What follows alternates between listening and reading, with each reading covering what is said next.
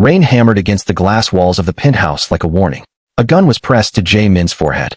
Yuna stood frozen in the doorway with baby Minwo crying in her arms while Seo-jun watched calmly, almost amused. He tilted his head slightly and said, "Tell her the truth, boss.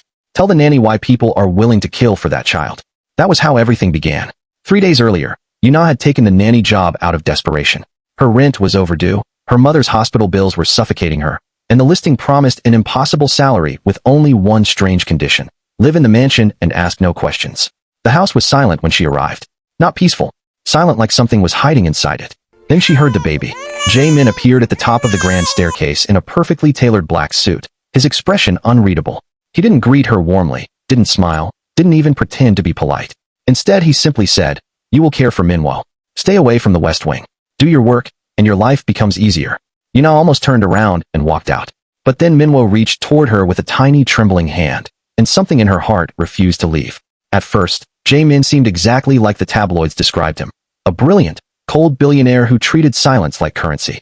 Men in dark coats arrived at strange hours. Locked doors lined the hallways. Security cameras stared from every corner. Some nights, she heard shouting from downstairs, followed by a sudden silence so heavy it felt rehearsed.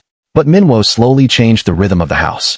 And Yuna started noticing the cracks in Jae-min's armor. She saw him pacing outside Minwo's room at 2 in the morning when the baby had a fever, too afraid to step inside. She saw the cut on his hand he tried to hide during breakfast. She noticed how his voice softened, just slightly, whenever Minwo laughed. One night during a thunderstorm the mansion lost power. Yuna walked into the dark nursery and found Jae-min standing beside the crib, one hand resting on the rail like a guard watching over something precious. "Who is he?" she asked quietly. Jae-min took a long time to answer. "He is the reason I cannot afford to lose." That answer should have been enough. But it wasn't. The next day, while chasing one of Minwo's toys down the hallway, Yuna accidentally wandered into the forbidden West Wing. Behind a half-open study door, she discovered old photographs, ledgers, passports, and one red file stamped with a family crest. Inside was a DNA report, a trust inheritance document, and the name of a dead woman tied to Jae-min's family empire. Before she could finish reading, a voice spoke from behind her. "You're curious," Seo-jun said politely as he stepped from the shadows. "Curiosity gets expensive in this house." From that moment, Yuna understood something terrifying. This mansion wasn't a home. It was a battlefield dressed as luxury. Outside the mansion, Detective Hannah had already begun circling Jae-min's world. Her investigation connected shell companies, missing money, vanished witnesses, and the ghost of a mafia syndicate everyone believed had died years ago. But the deeper she dug, the stranger the truth became. Every trail led not to Jae-min, but through him. Meanwhile, inside the mansion, Yuna pieced together the truth. Minwo wasn't Jae-min's son. He was his half-brother, the final legitimate blood heir to the family's hidden empire. And if Minwo lived long enough to receive legal protection, the entire fortune, and the criminal command structure behind it, would bypass several powerful people. Especially Madame Moon. Especially anyone hoping to replace Jae-min. Yuna confronted him that night. "You lied to me." Jae-min stood by the window overlooking the city lights. "I withheld information that would get you killed. You brought me here anyway." He turned toward her, anger breaking through his calm mask. Because Minwo was no longer safe with anyone else. The words struck harder than she expected. He had chosen her. Not because she was convenient, but because he believed she was good. That should have made things simpler. Instead it made them far more dangerous. Because Seo-jun had been watching everything. For years he had served the family from the shadows, watching power pass around him. And now, with Minwo alive and Yuna close to Jae-min, his opportunity to seize control was disappearing. So he approached Madame Moon. His proposal was simple. Remove Jae-min, blame the police investigation on him, and take control of the empire before Minwo could be protected. Madame Moon listened carefully. Then she said something colder than Seo-jun expected. "Only if the child disappears too." Seo-jun agreed immediately. That was the moment even she realized he was dangerous. Days later, the entire city gathered at a luxury charity gala. Jae-min stood under bright lights playing the role of untouchable billionaire, while Yuna stood beside him in an elegant dark dress, transformed by the setting, but carrying the same cautious eyes. Across the ballroom, Detective Hannah watched quietly from undercover, while Seo-jun moved through the crowd like a knife hidden inside a tailored suit. Madame Moon smiled for cameras as though families were built on trust. Then the lights went out. A scream ripped through the ballroom. Gunshots echoed. Jae-min grabbed Yuna and pulled her behind a marble pillar as guests scattered in panic. Somewhere upstairs an alarm began to howl. "Minwo," Yuna whispered.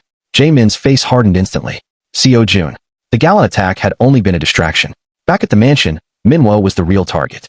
But Detective Hannah intercepted the kidnappers, leading to a high-speed chase through rain-soaked streets that ended at an abandoned riverside warehouse, where the family empire once cleaned its money.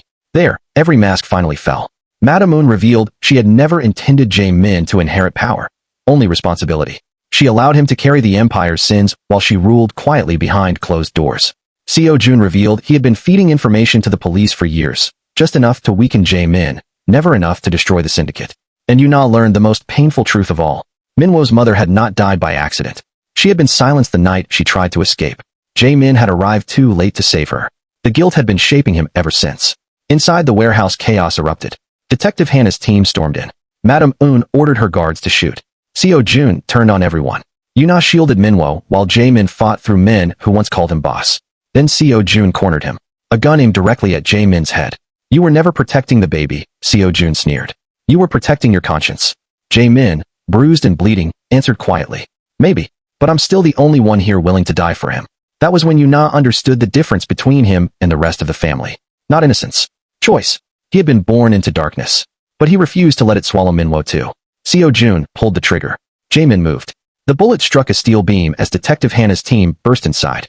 Madam Eun tried to escape with documents proving her control of the empire, but Seo-jun, realizing she planned to sacrifice him next, turned on her. Their alliance shattered instantly. Greed destroyed what loyalty had only pretended to hold together. Police lights flooded the warehouse in blue and red. Madam Eun was arrested. Seo-jun ran to the rooftop, with Jae-min chasing behind him through rain and broken glass. On the edge of the building, Seo-jun laughed bitterly. You think saving one baby makes you different from this family? Jae-min stood inches away, rain soaking his suit. No, he said calmly. Walking away from it does. Seo-jun lunged. They fought at the ledge until he slipped and fell onto a lower steel platform where police swarmed him. And just like that, the empire ended. Weeks later, the mansion was quiet again. But this time the silence meant the secrets were gone. Detective Hannah dismantled the empire piece by piece. Jae-min testified against what remained of the syndicate. Madam Eun waited for trial. Seo-jun faced life in prison. And Yuna packed her bags. When Jae-min found her in the nursery, Minwo sleeping peacefully between them, neither spoke for a long moment. You're leaving, he finally said. You made this house safe, Yuna replied softly. Maybe that means my job is finished. Jae-min looked at the baby, then at her. I don't know how to do this part. Which part? Being someone Minwo can look up to. Yuna stepped closer. Then start by being someone who stays. Months later, in a smaller home far away from the old mansion, Minwo took his first steps across a sunlit living room floor. Jae-min caught him before he fell. Yuna laughed. Detective Hannah watched from the doorway as the final evidence box disappeared. The empire was gone. But not every legacy is inherited through power. Some are rebuilt through protection. Some through truth. And sometimes, a new beginning starts with a baby, a billionaire, and the one person brave enough to stand between them and the dark.